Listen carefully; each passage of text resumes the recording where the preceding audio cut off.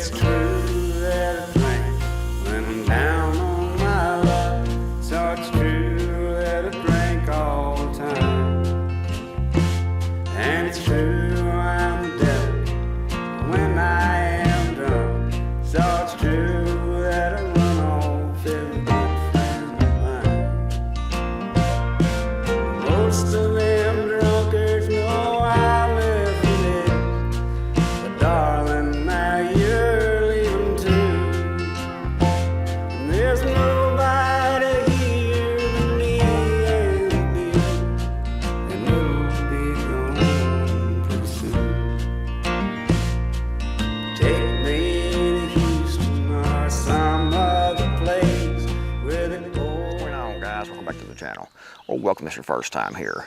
You know, unfortunately, the majority of people are lazy procrastinators.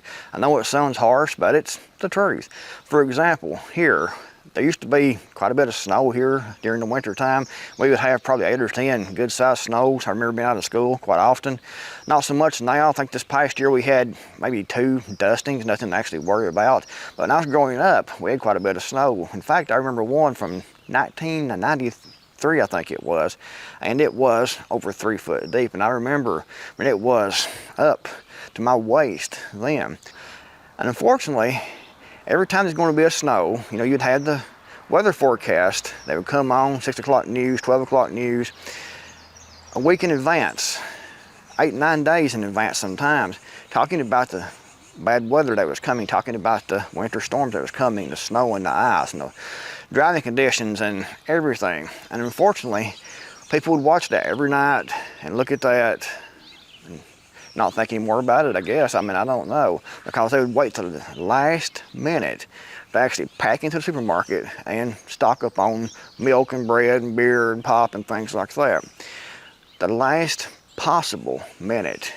You could go, you know, 12 hours before the snow was supposed to start falling, and the stores would be packed. Everyone would be on the road going just as fast as they could go, back and forth, trying to get everything they thought they might possibly need. Trying to get everything ready. Instead of actually doing this, you know, a week ago when they were forewarned about it, they wait till the last possible minute. And unfortunately, you know, it's just human nature, seems like for most people, to procrastinate and to hope deep down that it's not going to happen, to wish for the best. So they don't do anything until they see it actually right here. And they will rush out and try to stock up and try to get prepared. Unfortunately, by that time, you know, when it's going to snow, you can get a few things, but those shelves are pretty empty pretty quickly. I remember going myself when I was young with my mom, and the bread would be gone.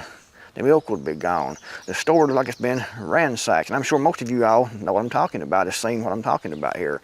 People wait till the last minute. That's like now. People watch the news. They see everything going on. They see the border wide open.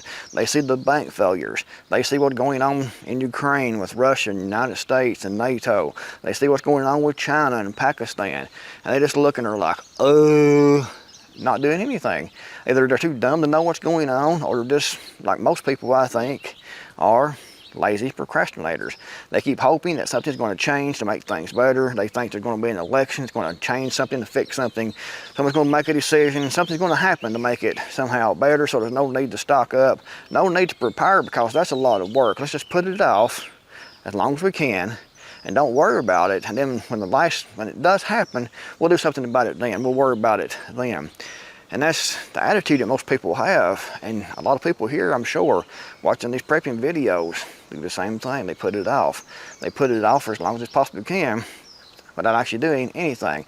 They watch these videos as entertainment. And they think deep down, not everyone, but a lot of people, in my opinion, they think deep down that it's not going to get that bad. That the shelves are going to always be stocked full.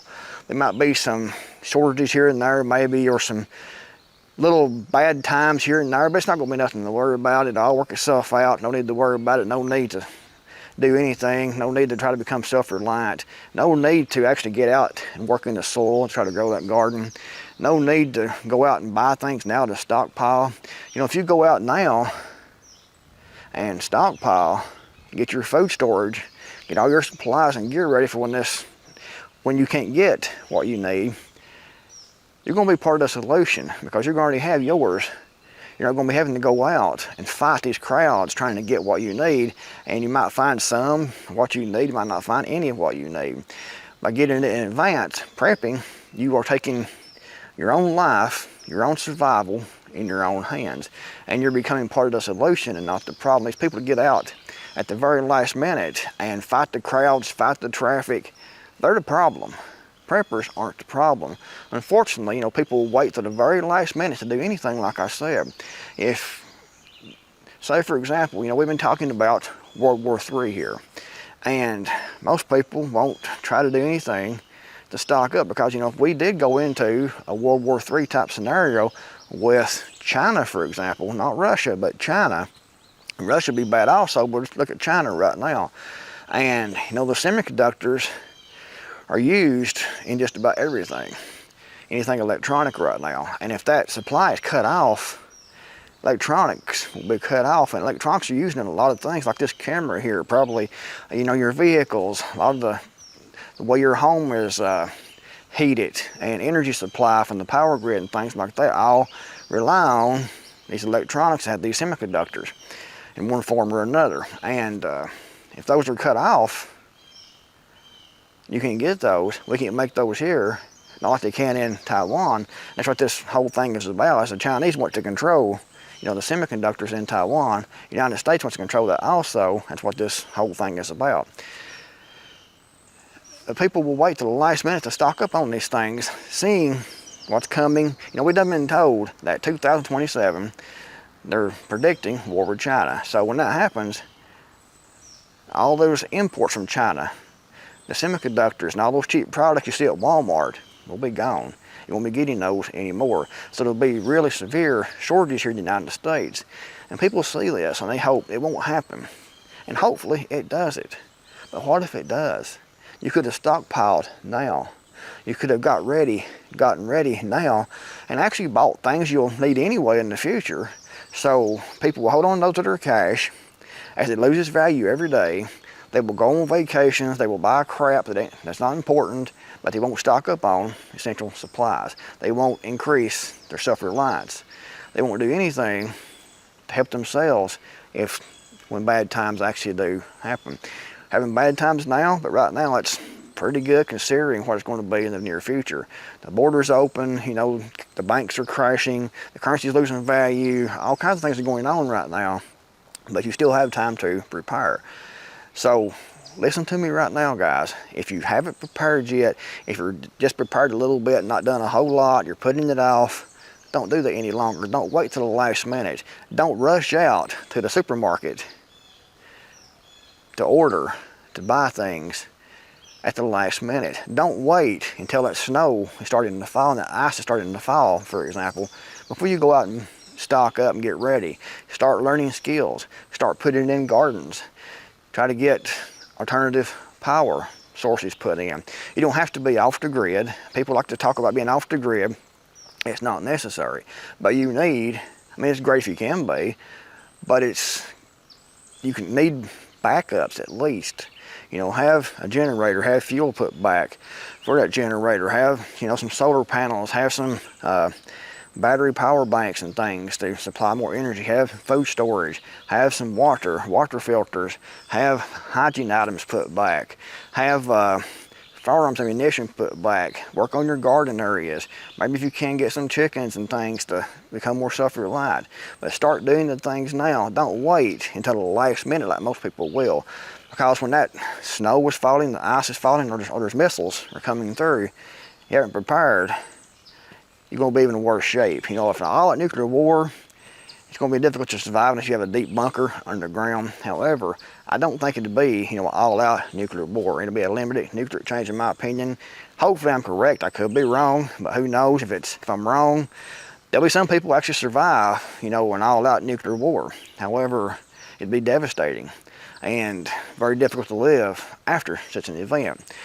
But we don't know exactly what's going to happen, but we do know that bad times are coming because so many things are lining up. Even if it's just the economy, even if it's just, the third world coming across the southern border in the United States to make this into the third world, and it already is in certain places. get ready, get prepared. We don't know what's going to happen exactly, but there's so many things happening, and I think it's going to be like a death by 1,000 cuts. It's going to be lots of different things. It's going to cause the United States to crash down into what I think is going to be a third world country. Hopefully it won't turn into a nuclear war sometime in the future with China or Russia. It could, who knows.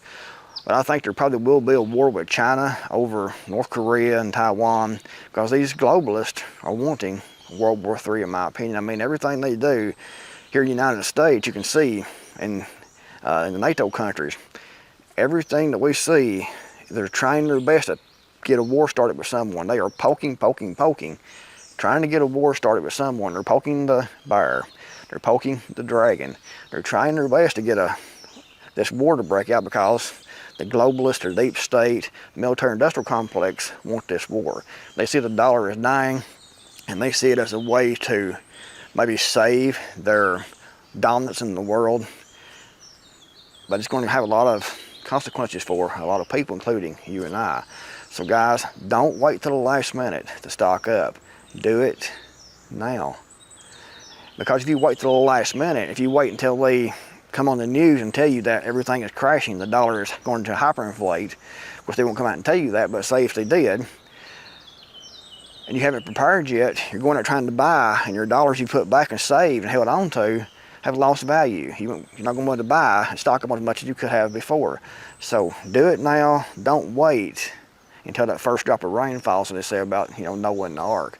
A lot of people made fun of Noah. He was preparing, he was getting ready, he was building the ark, he was stockpiling that ark. And people, according to the Bible, made fun of Noah. They laughed at Noah. But Noah knew it was coming, and Noah kept building. He kept putting that wood together, he kept stealing that ship, he kept stocking that ship. And the first drop of rain fell, and the people knew they'd messed up. They knew when the rain started to fall that they had messed up, but they failed to prepare, they failed to listen. They didn't do anything, they didn't repent, and they suffered the consequences. And guys, that brings me to today's video sponsor, Genesis Gold Group. Check them out, links below. They offer all kinds of solutions to your financial preps.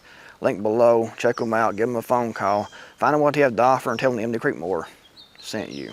Thought the video was helpful, give it a big thumbs up. Thanks for watching. MD Creekmore, I'm out here, and I'll see you all in the next video, hopefully.